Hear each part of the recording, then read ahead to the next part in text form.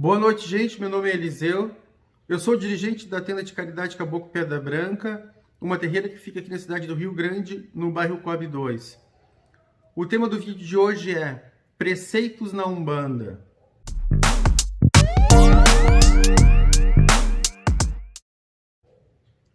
O conceito de preceito mais comum que a gente pode encontrar é determinação doutrinária. Então, o que é preceito dentro da Umbanda? São os cuidados que os médiuns devem ter para antes da gira. Então, existem 3 preceitos básicos que normalmente os irmãos que são dirigentes, pais de santos e até mesmo as próprias entidades recomendam, que é a abstinência de carne, abstinência de sexo e abstinência de bebidas alcoólicas. Mas existem outros preceitos, dependendo do segmento, dependendo da casa, que a gente pode considerar também nesse rol, que é, no caso, a vela do anjo da guarda, firmar a vela do anjo da guarda antes da gira, tanto para os médiuns que são prontos, quanto para os médiuns que estão em desenvolvimento mediúnico. O banho de ervas, o banho litúrgico também é importante, e aí vai depender de cada médium e de cada casa. Ou seja, se o médium está em desenvolvimento, ele vai receber um tipo de banho, ele vai ter que fazer um tipo de banho litúrgico. Se o médium é desenvolvido, ele vai receber um outro tipo de banho com outros tipos de ervas e assim sucessivamente. Dependendo da situação, até mesmo o cambono e as outras pessoas que ajudam na gira têm banhos específicos. Isso depende também muito de casa para casa, de segmento para segmento. Eu gosto muito de fazer um banho para todas as pessoas, independente, que acaba servindo para todas as funcionalidades. Bom, vamos falar sobre a importância do preceito. Normalmente eu gosto de fazer uma comparação, fazer uma analogia, e através dessa analogia as pessoas podem compreender melhor a função do banho. E eu penso assim, imagina só quando uma pessoa que é importante, uma pessoa que é querida, que é especial, diz que vai na tua casa.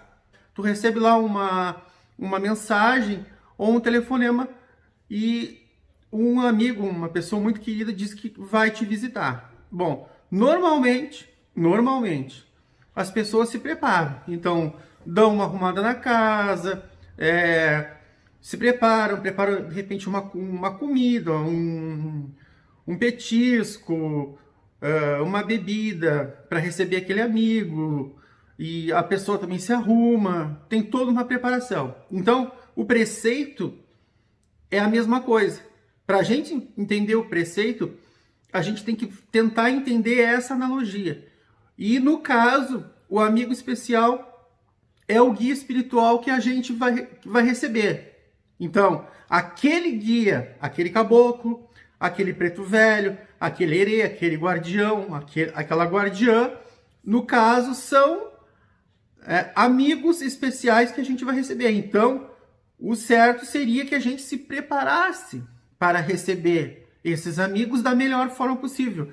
Arrumasse a nossa casa, nos arrumássemos, nos preparasse para receber esses amigos.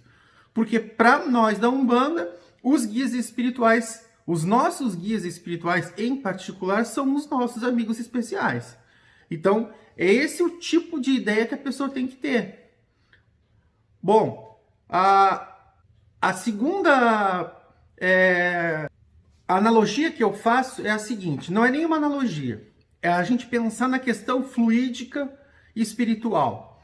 O guia espiritual, o caboclo, qualquer guia espiritual que se manifesta na Umbanda, normalmente, eu digo normalmente, tá? Porque a gente sabe que tem pessoas que não se preocupam em receber um espírito de luz.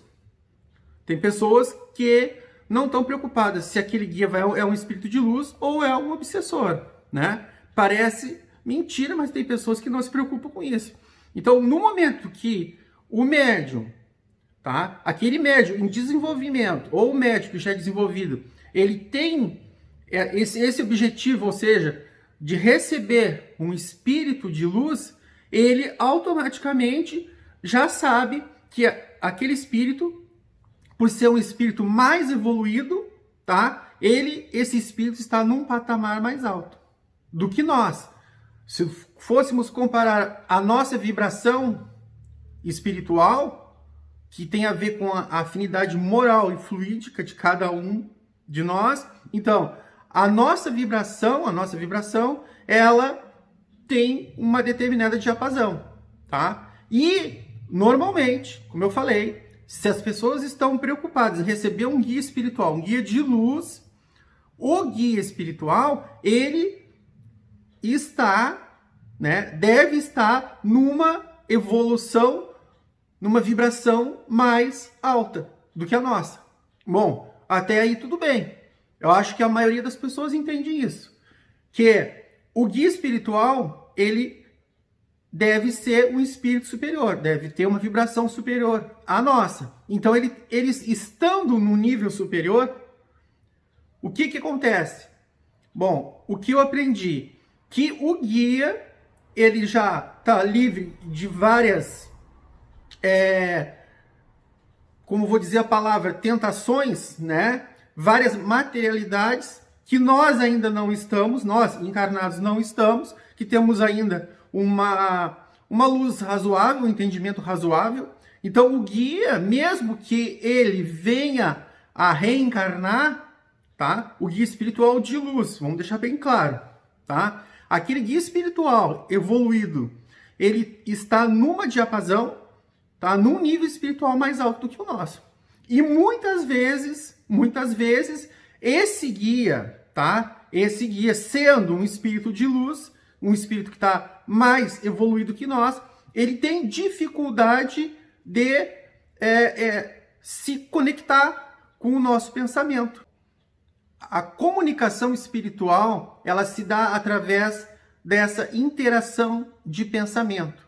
Ou seja, a interação do pensamento, a união, essa união do pensamento do médium com o pensamento do guia.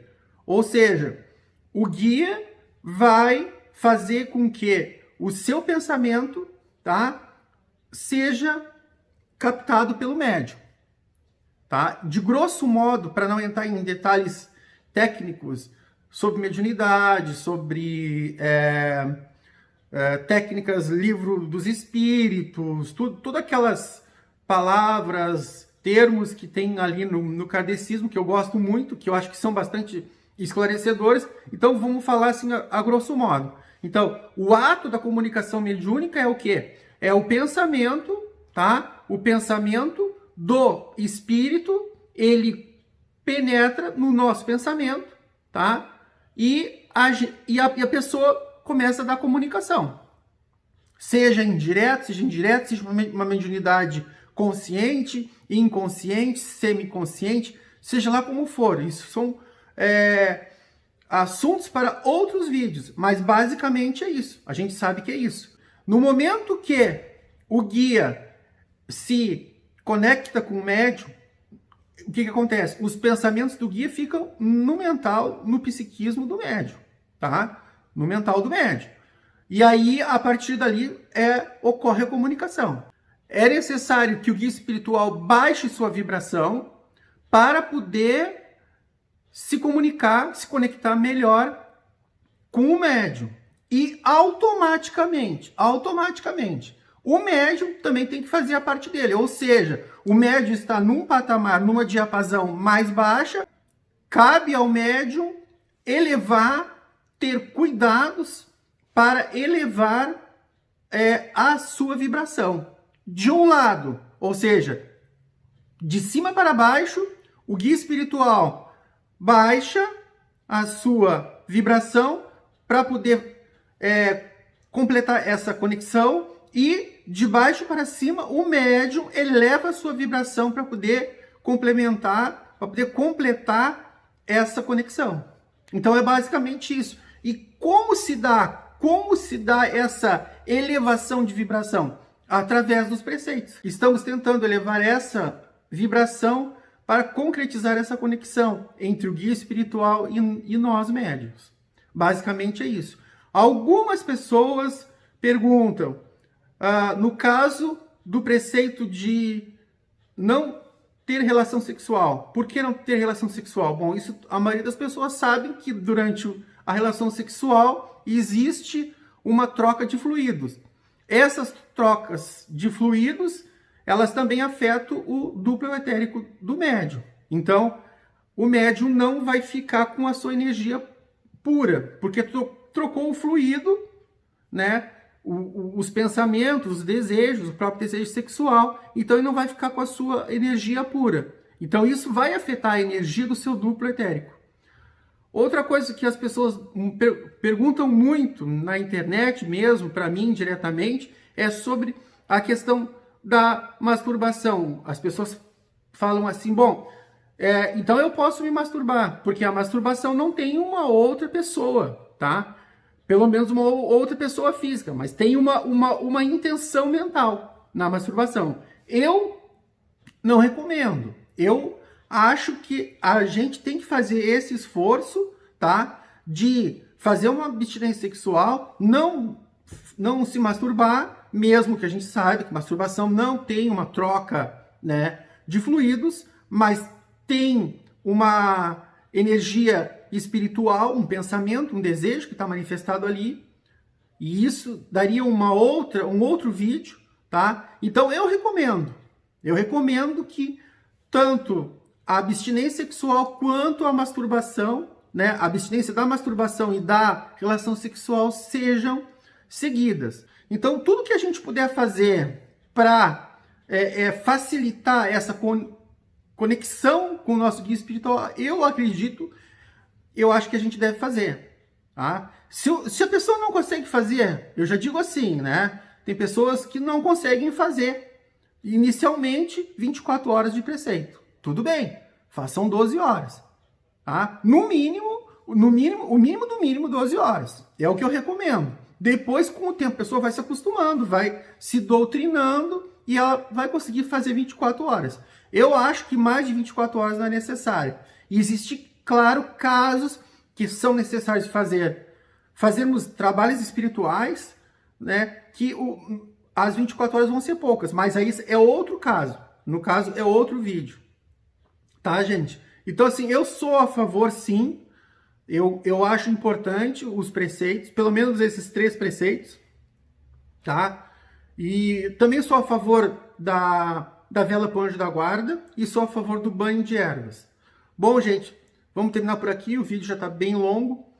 Se você gostou do vídeo, deixe seu like. Se você acha que neste vídeo tem informações que são válidas e servem para outras pessoas, compartilhe esse vídeo das suas redes sociais, no Facebook e no WhatsApp. Inscrevam-se no nosso canal. Boa noite, obrigado e fiquem com Deus.